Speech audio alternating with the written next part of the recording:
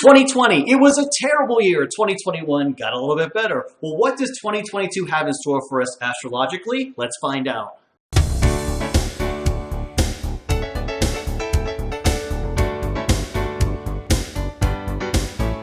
Jersey Joe back with you once again, hoping 2022 will be a better year for everybody around. Well, when you got a question about the stars and what's going to happen in the future, you call up Cosmic Colleen. There she is joining me live once again from Westchester. Colleen, I think you're my biggest guest now. I think you've been on the show more than anybody else, at least, yeah, I think you have predictions-wise. So, Really?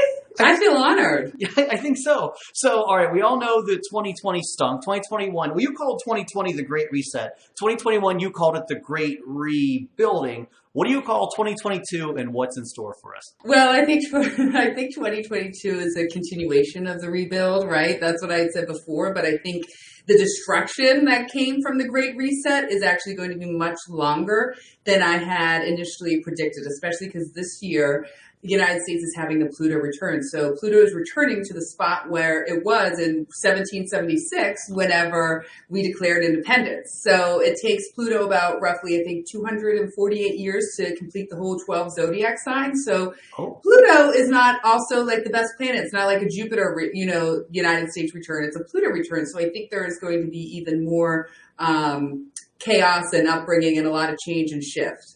I did not realize it took that long for Pluto to come back. Well, congratulations to Pluto for once again being a planet, or at least the fight for it to be a planet. So it actually, it is an astrological pull, right, in the stars. Like, it actually has some force behind it? Oh, yeah. And the force is very, like, almost, I don't know if you can see what I'm doing, but around the whole, it's almost like a, what's the shape, I'm like, what am I making, a hot dog? Like an oblong, what is that called? An oval.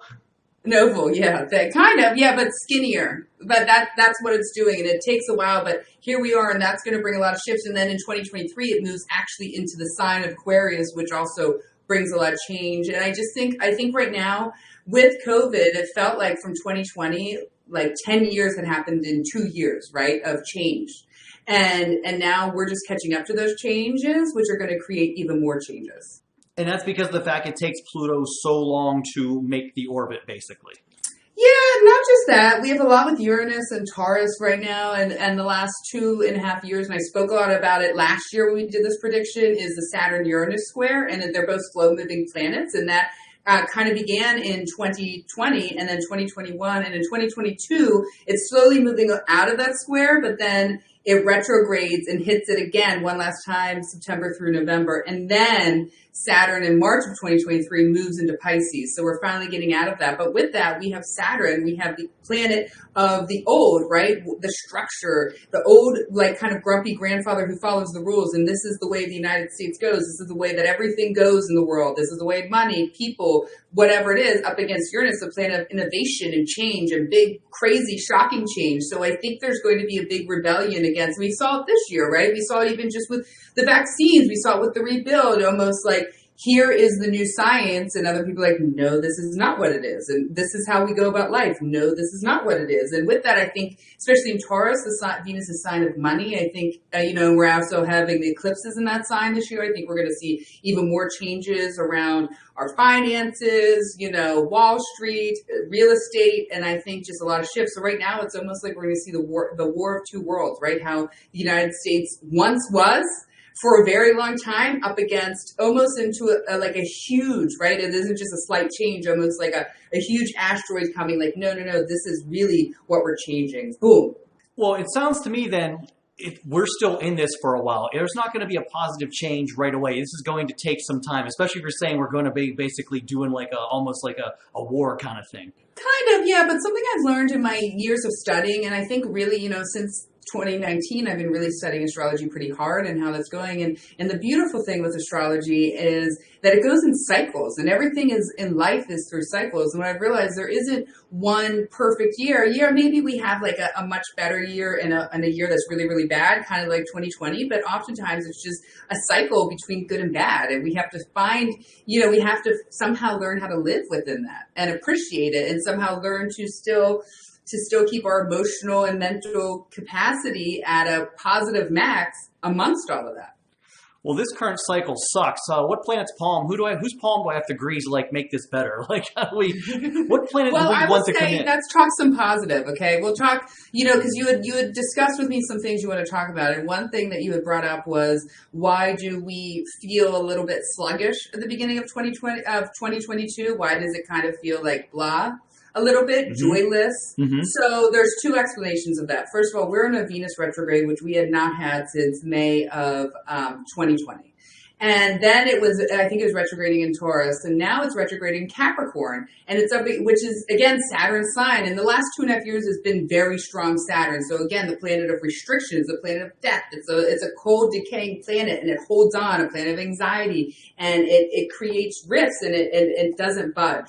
So we have had Capricorn in there, the planet of our love, our friendship, our joy, our pleasures, what we go out and do in life. And it also has been 3 different times conjuncting Pluto, the planet of death. So I think right away it has been in there since November. It's been almost this sense of like sluggishness. Why is nothing moving? Why is nothing going the way I want it to? Why are things ending?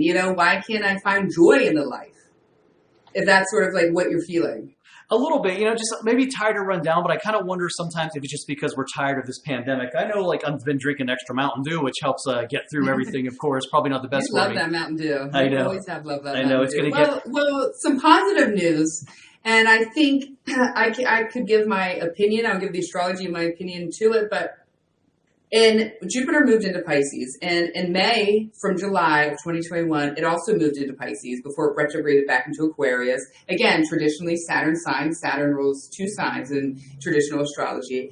And so in May, in fact, the day that it had moved into Pisces, I think the United States had lifted the mask mandate. And so it almost like when we saw that Pisces is in its home sign, a water sign, it was home, and Jupiter rules are, it's growth, it's expansion, it's abundance, it's faith, it's spirituality. All of a sudden, it was like a reborn faith, right? People were out doing things. People were going on vacation. We were like, oh my God, we're here again. Like the pandemic is over. And then pretty much as soon as it retrograded and hit Aquarius again, I think is when the Delta variant came. And so we went back into this almost like, restrictions coming back up, people wearing masks, things closing, people scared, and we've gone through this wave, and that was hard to see. So I actually do feel like, I think we're in the middle of this heavy incline of COVID or whatever. And I think come March, we're going to actually feel it go back down. And I think that we'll probably, hopefully, move beyond at least what the COVID structure looks like right now.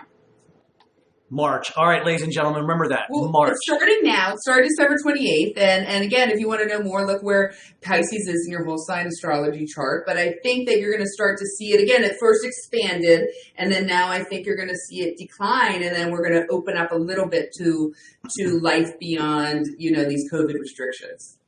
So last year, one of the problems we had at this particular time was Mars. Mars was pulling all of our energy, and it was bad energy from what you told me. So when should we be worried about Mars coming back in, retrograding back in, if you will? Well, I hate to label Mars as bad, but it's not a bad planet. There's good and bad, but it's a malefic planet, so it's of the nature of negative things, right? And it stirs up things, and it stirs up things inside of it.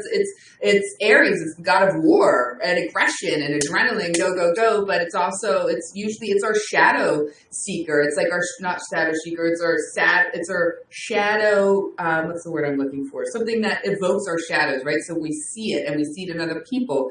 And it had been retrograding in Aries, its home sign, which was in a way a good thing, but also just like really going. And then it moved right into Taurus, which it's not happy in Taurus' sign. So we're actually going through another Mars retrograde that is going to be, stationing retrograde on October 30th. So right before Halloween, just in time for Halloween. And again, with that, it's hard. It's like every 2 years.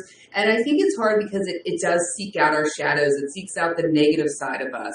That's what it brings out, right? Just like we go to Jupiter for our positive side, we kind of go to Mars and Saturn, but Mars as like our aggressive side, our dark side, the side that we don't like to show people. So, and it's a very inward, and we're reflecting off of other people. So I think that's what makes it so tough. And also this year, we got 4. Usually we have 3, but we have 4 Mercury retrogrades. 4? Wow, wait. bebops into our neighborhood 4 times? Really? Bebops in 4 times. Mercury does. Yeah. And again, Mercury isn't as, to me, I think Mercury is much easier to handle than Mars, because Mars is just such a, like, I don't know, just zigs up a lot of aggression, a lot of anger, and a lot of not happiness vibes. And with Mercury can be inward and outward, and oftentimes, we can have downloads.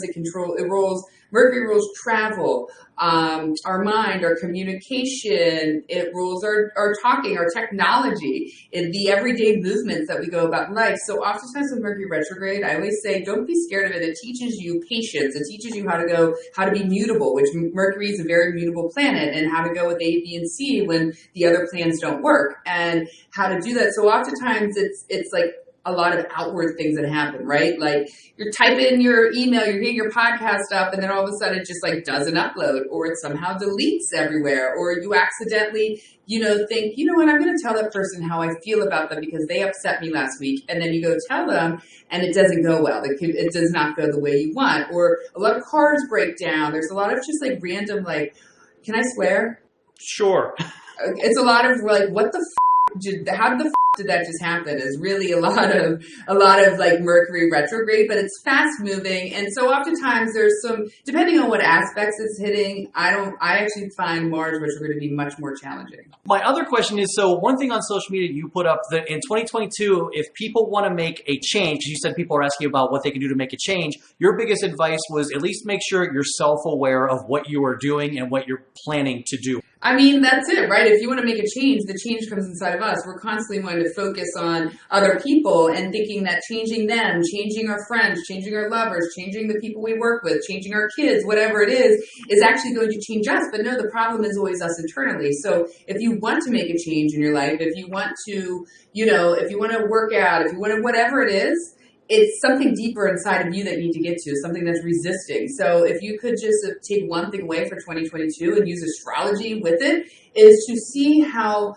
you go about every day. Look at you, self-analyze you.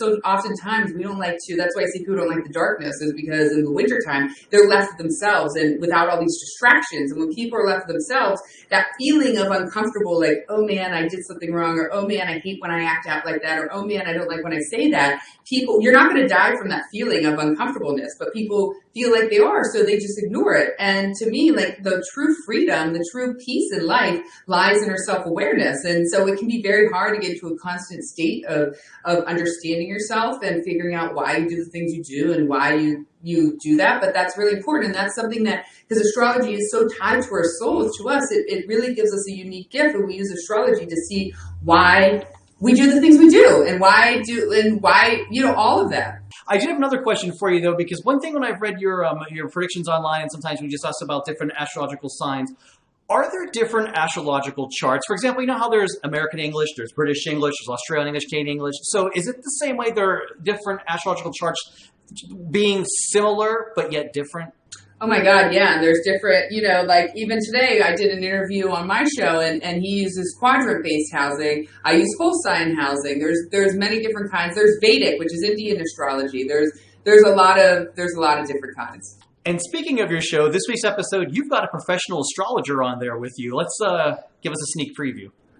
Okay, so yeah, I was excited. It was really funny. It was kind of fate, you should say. And I was just like, I'm ready to bring people back in. I'm ready to do more interviews. And I was Googling again. I've been going with the season and last year with Philly local people. So I typed in Philly astrologer. He was from here. He happened to just move back up from New Orleans 2 weeks ago. And we sat there, and it's so funny because I've been studying it now for 5 years, professionally for 3 years, and it's such a vast knowledge that I'm like, I don't know anything. And the more I talk to professionals, I'm like, oh my God, am I ever going to get there? He's just like rattling off. And what was great about that episode, which is now out, is he ties into like ancient astrologers, philosophers, people from 500 years ago and how they used astrology. So, and he just has a very vast knowledge. And I was thinking though, like you can only compare your growth from you to you, right? And this is my 3rd time doing this episode. And I'm like, oh my God, each year I'm like, I know so much more, which is like, oh my God, I'm actually learning. I compared to last year and I'm like, wow, I feel like I knew nothing last year. Now this year I know so much more than I did last year.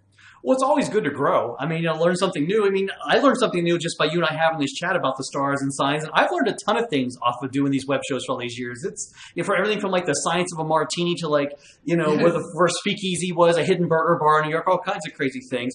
But one thing I learned is you put out an ad where you're once again accepting new clients, right?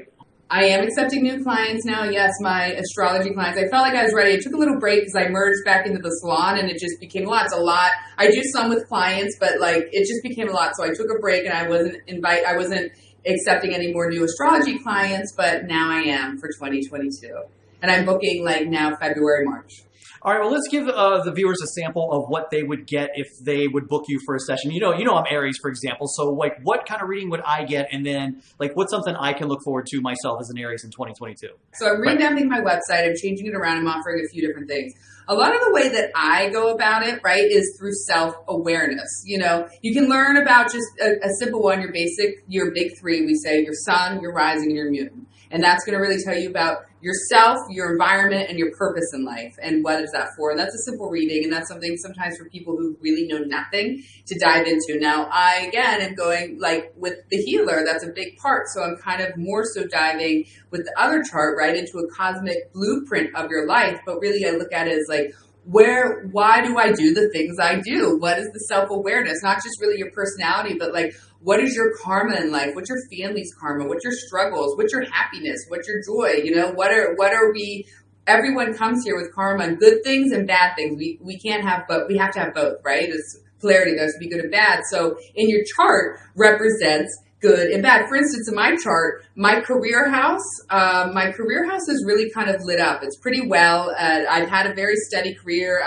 I work hard. I've been able to get to where I'm going. You know, I hope this is getting somewhere. However, my house of marriage and my house of romance is a little bit debilitated. I got Mars and Saturn in those houses. So if you've known me since I was born. So, you know, as you know, I grew up, I had, you know, my dad was married 4 times. My parents lived across the street from each other. My mom had a bunch of boyfriends. And then I had continued that pattern for a very long time myself and just sort of cycled through these relationships unconsciously until I became conscious at my Saturn return. So what I realized is that's my struggle. That's my karma. That's what I'm here to learn and grow through. Sometimes it's with children, with people. Again, sometimes it's career. The astrologer, we talked about it today, he has Mars in his 10th house in Cancer where it's debilitated, and his career has always like been a struggle getting his career going. So that kind of, you know, we get insights with that into the chart as well as, so again, if you're just like wanting to know simple things in your personality, whatever, do the big 3 reading. But if you really want, like I'm your astrologer if you want to know about yourself, if you want to serve self-awareness, good, bad, and the ugly.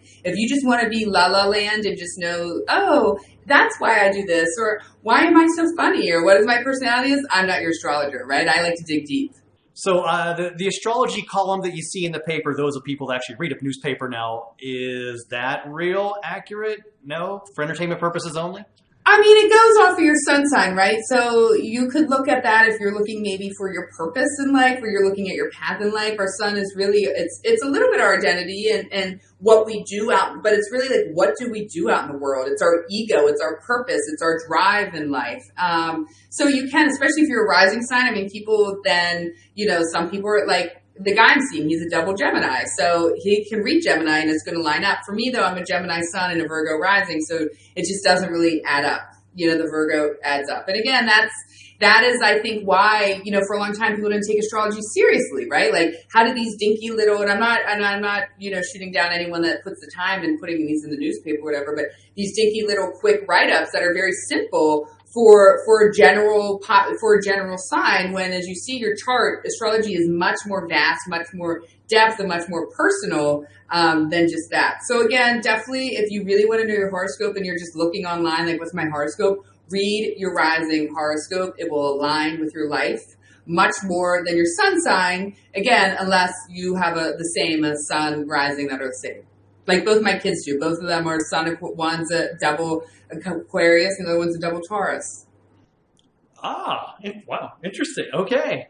Now, one thing we got to talk about, because you are now revamping your websites, your contact information is a little different. You're now at Cosmic Colleen on Twitter and Instagram, correct? And it's with one C in between the cosmic and one Colleen. C. Yes, because when I made your lower third, I typoed it accidentally and had to re-render it, but that's okay. And it's also the Weekly Awakening podcast, still going on each week, available everywhere where you get podcasts, right? And what's the deal with your website?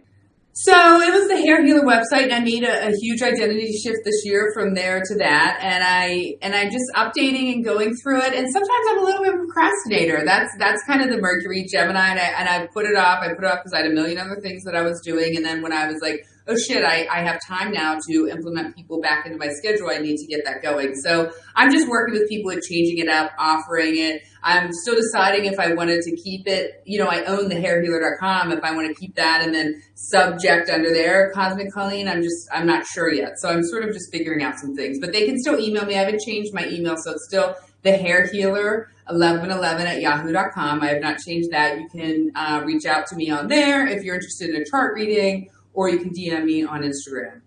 All right, there's the contact information there. All right, Colleen, any final thoughts for this big episode?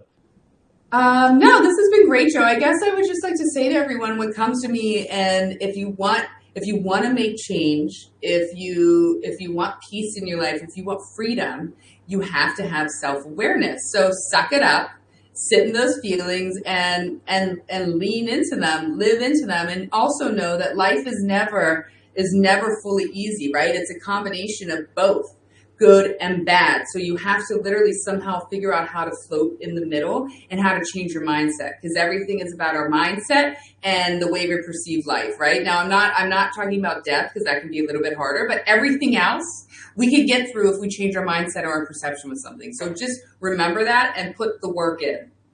Thank you, everyone. Cosmic Colleen joining me from about 90 minutes down I-78 here, still on the East Coast, not too far away. And those of you know, I've known Colleen forever, like she said. And those of you Since I was born. And those of you watch the show, you saw her brother Ryan a few weeks ago on here discussing the Burger King Italian chicken sandwich, which he loves, and both Colleen and I agree is not very good, right? Bad. No. Ew. I don't know what he's talking about. He's obsessed with Burger King. It's weird. I love Burger King too, but I choose Arby's over that any day. Oh my God. I was just going to say, if I had to pick one, I'm a huge Arby's fan. And some people are like, ooh, that's gross, but I love Arby's. This episode brought to you by Arby's. I'm thinking Arby's. Send me those curly fries, baby. All right. Thanks, Colleen. And those of you who want to get more, just click on the like, subscribe button down below for all the fun here in the Jersey Joe 50 YouTube channel, including my game show where I give away Amazon gift cards each and every week. All right, Jersey Joe here and her friends saying thanks for watching. Be safe out there, and I'll see you next time, I hope.